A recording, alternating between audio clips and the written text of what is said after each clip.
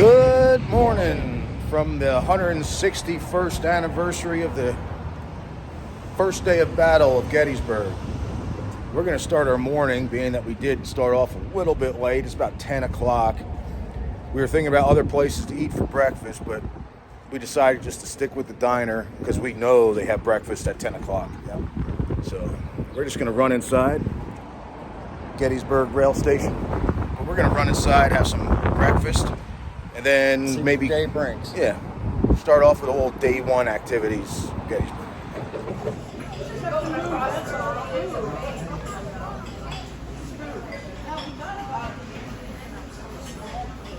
Good, Frank?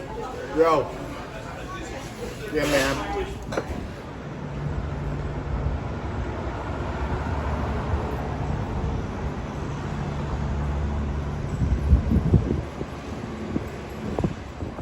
All right, just finished up with breakfast.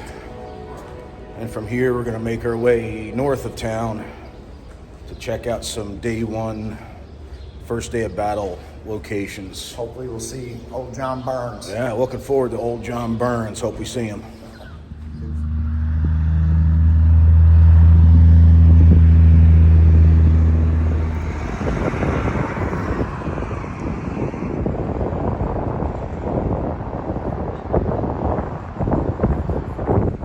All right, Frank and I made it to the first day of battle area. I got the monument to General Reynolds behind me. Got General Buford. But we're going to make our way over there. We did see that John Burns is out amongst the living yet again. He rises To meet today's challenges. So we're going to go over. We're going to maybe talk to John Burns. I'll film him a little bit. We just saw Gary Edelman, but he hopped in his car and ran away from me real quick. Saw John coming. He saw me coming. But I think we're going to bump into him again because we're just going to briefly go through the day one area. But, all right, next stop, John Burns. The bucktails right here, and then they said, well, go over in the woods over there, you know, 'cause- and they so we went over in the woods, and he met up with the Iron Brigade over here, and he fought with them, and apparently, according to everybody that was around him, they all said he did really well. I mean, he was shooting guys off of horses, shooting officers. I mean, he was like apparently a very good shot, and they said he accounted for himself really well. They were trying to assassinate him, and he was like very conspiracy theory, very. A lot of good stories. Yeah. Oh yeah, and the thing about doing Burns, I love doing him, is because you can say anything. Because he changed his story like every time he told it. So I mean, I could say anything and it would be right, you know. I mean, the story's gone that he was looking for his cow. Another one said he was looking for a doctor for his sick wife, which he hated his wife. So I mean, I doubt that would be close. But he lied about the cow. Who knows?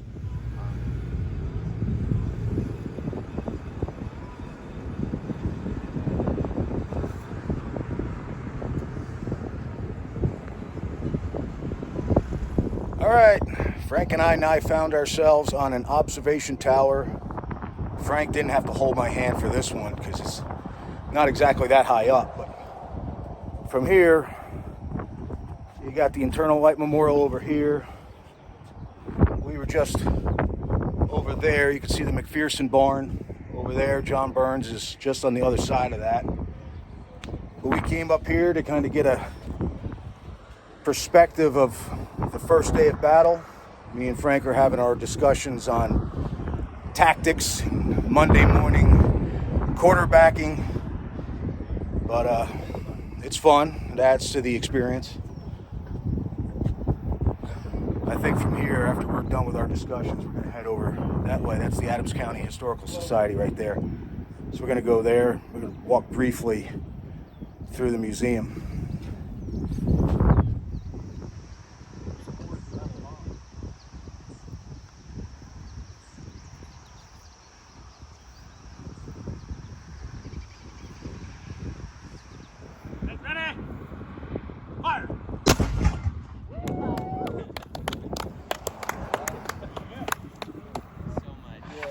That's it, right? Yep, I think we're good. All right. Okay. Yeah. Thank you, thank you, thank you. I'm going to need some water. Great.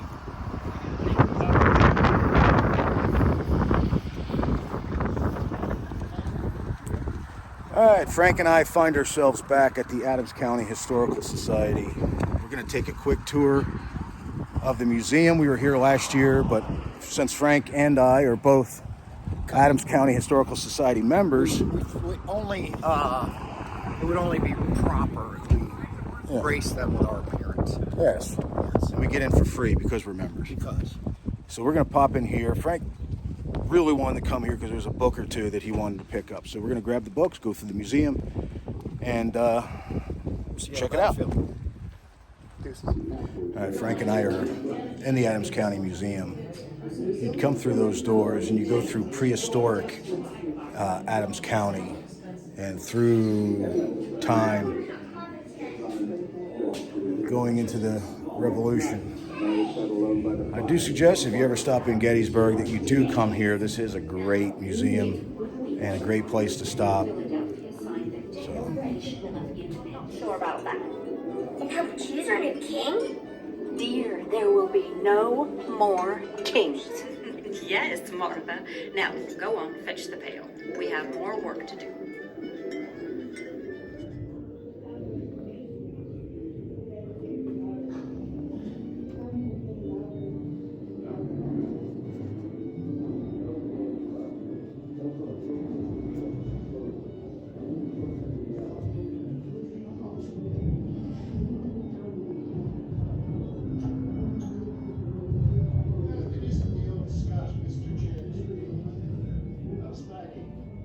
Human words can describe it. The rattle of musketry, the screeching of shells, the unearthly yells added to the terror and cries of the women and children. The orders came at 4 o'clock for everyone to go to their cellars. You hear me? For God's sake, go in the house. The rebels are in the town. Get inside. Now!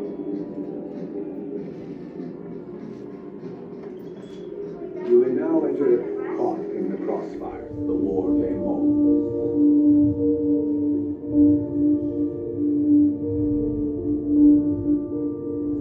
Both near and soon. God help us, for surely our cause is one of justice and humanity. July 1st. Suddenly, becomes Hannah house. It feels lonely as ever.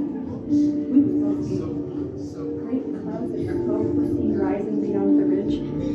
At first, the sound was faint, then it grew louder. In just a moment, we'll be entering this By building, mid-afternoon, which recreates Confederates had what the overwhelmed town Union folk forces. would have kind The of battle raged saw through the and streets of dealt Gettysburg. with as Confederate troops made their way through Gettysburg and kind of shot up their house as they hid in the All you basement. good people, go down to your Coming. There's been a sharp fight out by Dobbins Run. We must. What's happening? The boys are running back through the town. It's awful.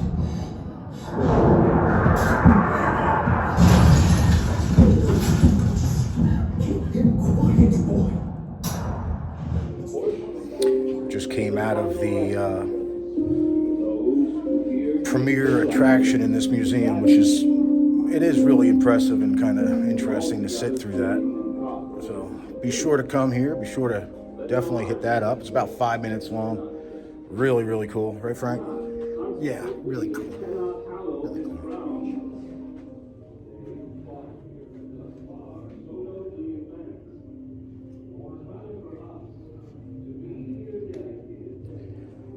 We're going to try to get out to the Eisenhower farm sometime today, maybe tomorrow.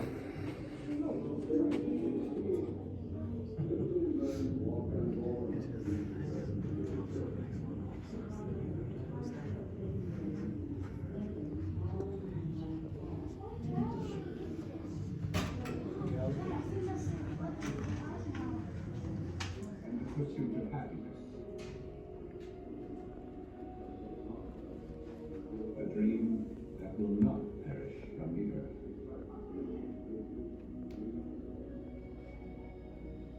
This is our story. This is your story. Sick to my stomach.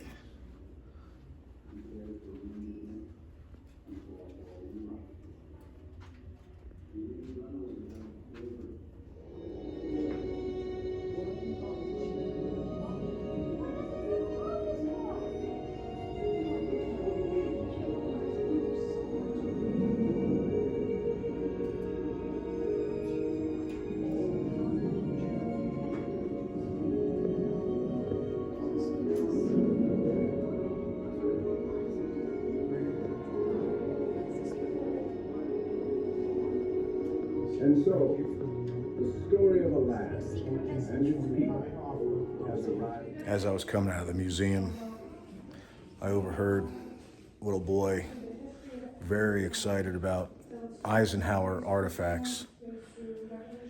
So there's still hope for this country. Just left the Adams County Museum, and we made a quick stop to an area that is rarely visited here in Gettysburg. And even myself, this is my first time here in all the trips I've taken. But it's just a nicely done mural, a few monuments. I'm gonna check this out while I got you. If you want, I'm not doing too much history. I'm not super smart, but you want to learn a lot about Civil War and Gettysburg, check out American Battlefield Trust on YouTube. And if you want a lot on Gettysburg and inside the town itself, check out the Adams County Historical Society on YouTube. And between those two channels, you'll get everything you need to know about the Civil War, the Gettysburg, and the town itself.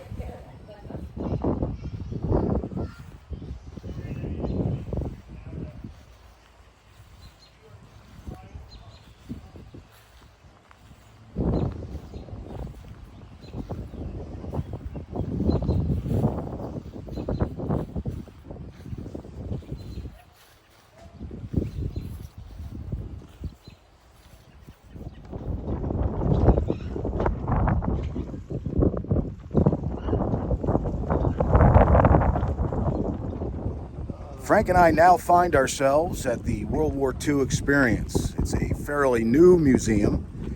I've never been here before. I'm pretty sure it's just a collection of World War II vehicles. So we're going to go inside, check this place out, being that I have never been here. And that's it for now.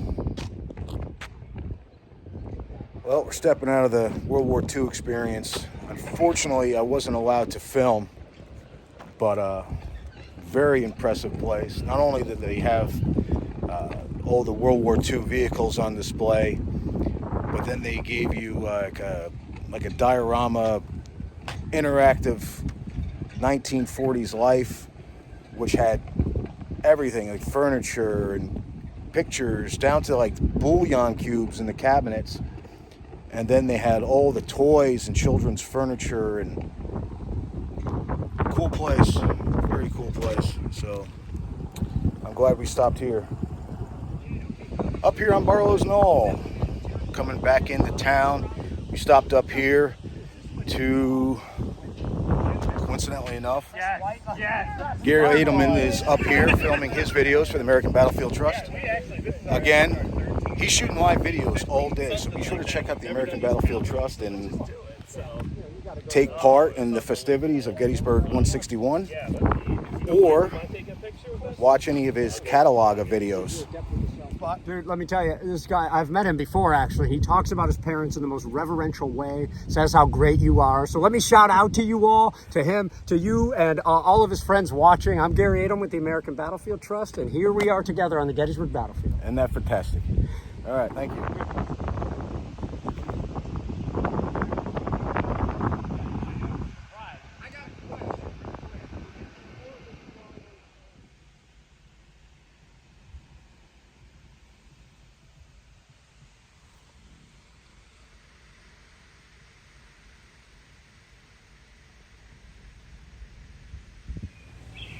We're about to pop into the Gettysburg Heritage Center.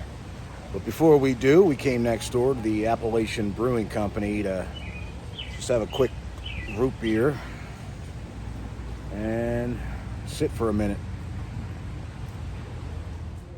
All right, after a quick break, we are now in the Gettysburg Heritage Center.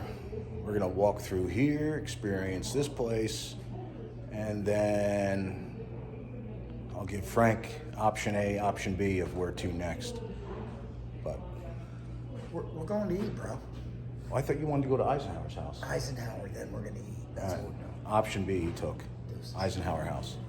That's where we're going to next, but first, this place.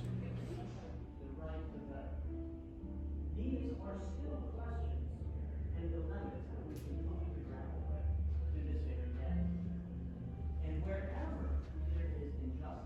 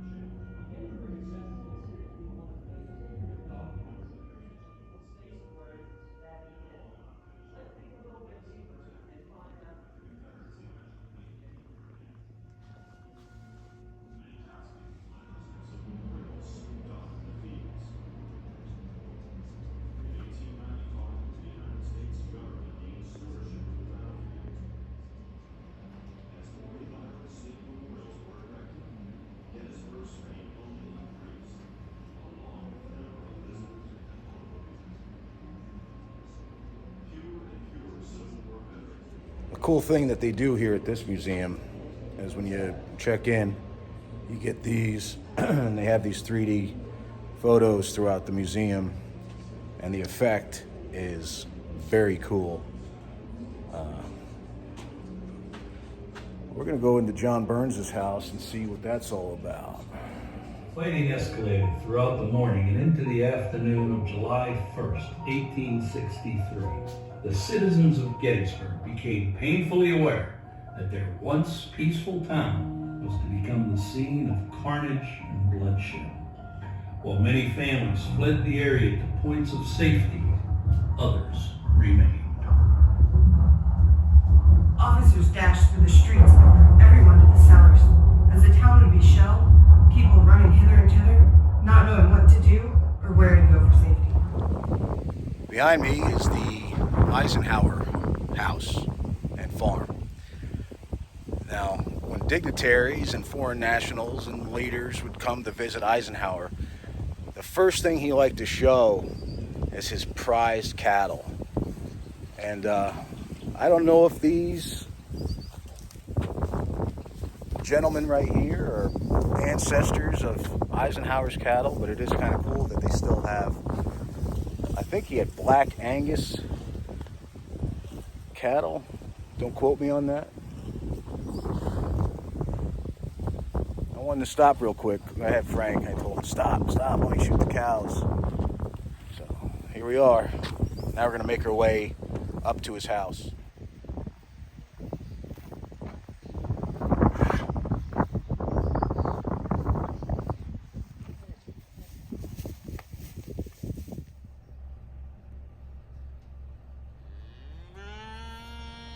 I think he likes you, Frank. What's up, buddy? What are y'all doing? Huh? You get me a nice fillet tonight, I know that.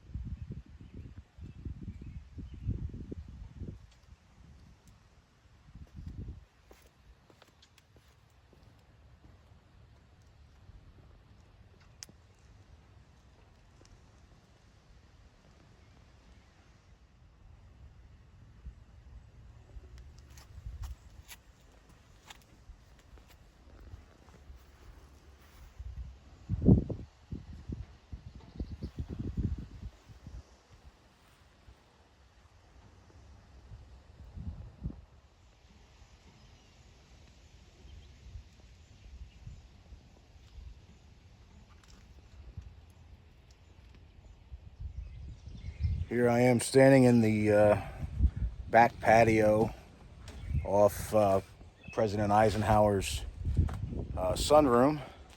Unfortunately, the house is closed today. We tried to do it yesterday. I think they were open, but because of the horseback riding and this and that, we just didn't have the time.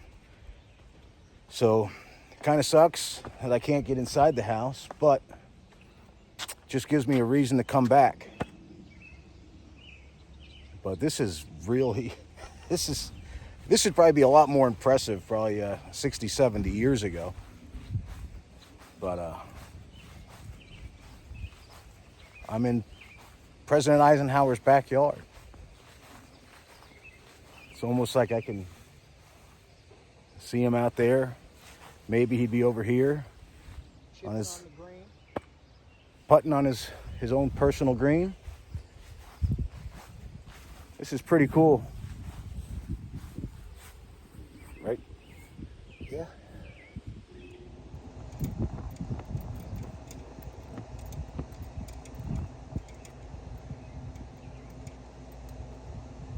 All right, after walking a few minutes around the property, we're gonna leave. I don't think he's coming home anytime soon, so. Yeah, we were gonna wait for him, but. All right, now we're back in the car. We're gonna something to eat, some dinner. Yeah, I think we're gonna grab some dinner. It's about dinner time-ish. Dinner time-ish. All right. All right, we decided to make an attempt to eat at the Dobbins house. Without a reservation. No reservations, so this is going to be a 50-50 chance of us eating. We'll see. We will see.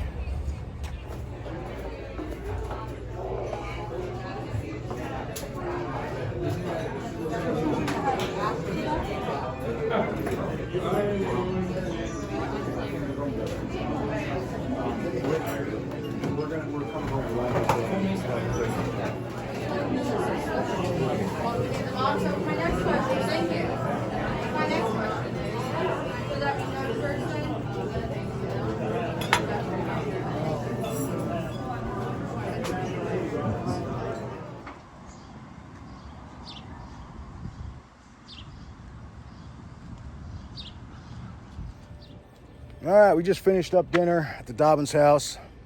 I forgot to film our dinner, but we had steak and rolls. Filet, not steak. Well, filet. Filet. And rolls. Yeah. He talks about the rolls. The rolls. I asked for extra rolls. He got extra rolls. Why is it? The waitress, him, they all thought it was a big deal. Extra roll. Can I just have extra rolls, please? Well, here.